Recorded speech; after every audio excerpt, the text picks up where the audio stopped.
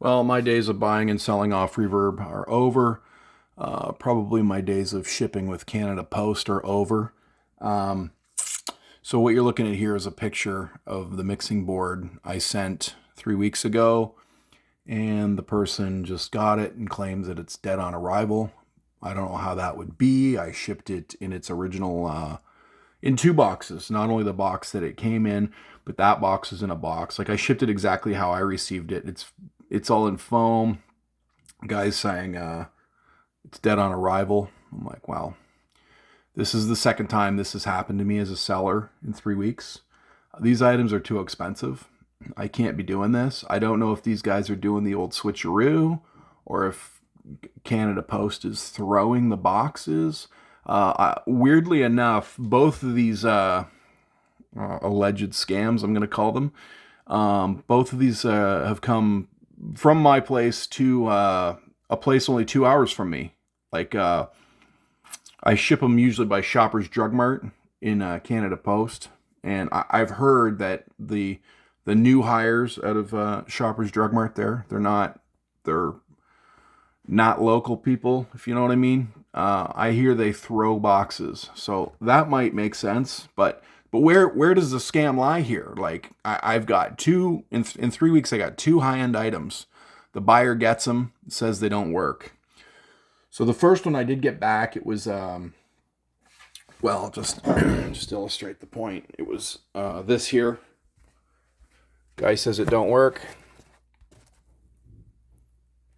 No, I'm sorry. He didn't say it didn't work. He said that he couldn't use it. Suddenly, he didn't have a rack.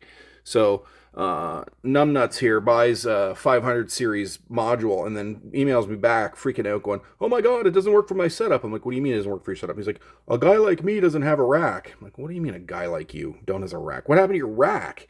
You had a rack when you bought it." So I get it home. I do the return. Um, right now, I have this and his money. I plug it into my rack, it's pooched. So this one here, I think, is a scam. I have strong feelings, strong intuition that that is a scam. This here was a surprise tonight.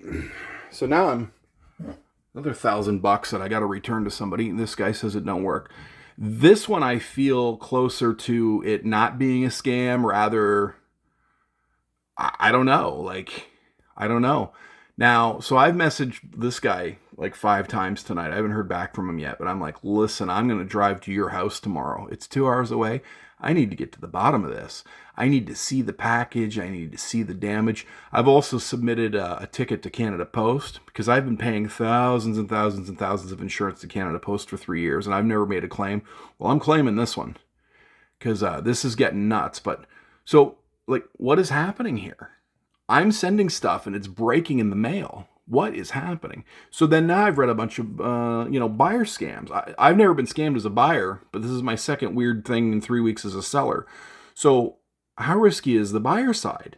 Because I read a bunch of stuff. I watched a bunch of YouTube videos about buyers getting scammed on guitars and shipping scams and weird call center scams. It's like, okay, I can't do this anymore. I can't. I gotta have to go back to Kijiji, which is local, and my music store trade-ins, right?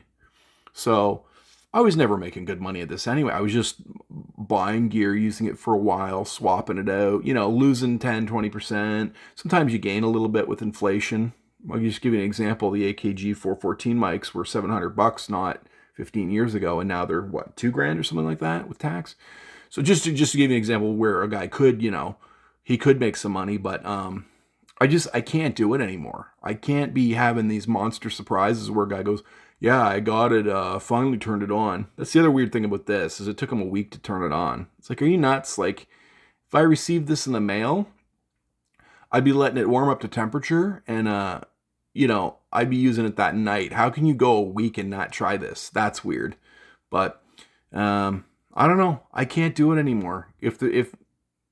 And the first deal, like I said, the 500 series, I still don't know what Reverb's going to do with that.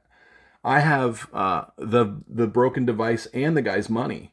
Both of us are just waiting for Reverb to decide what we're going to do. Like, maybe the first guy isn't scamming me. Maybe I don't know. I don't know what's going on here, but I can't play this game anymore.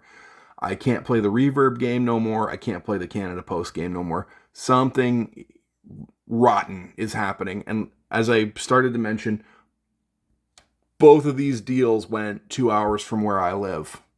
Isn't that strange? Not the same city, but pretty close, like neighboring cities.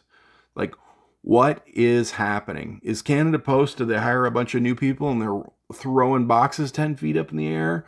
Or is this Canada Post have nothing to do with it and it really is some sort of switcheroo scam on Reverb? I don't know what's happening. I just know I'm losing a buttload of money, and what hurts even more, so you think you've sold this stuff. You think you got these sales under your, you've got the money, so of course you spend the money.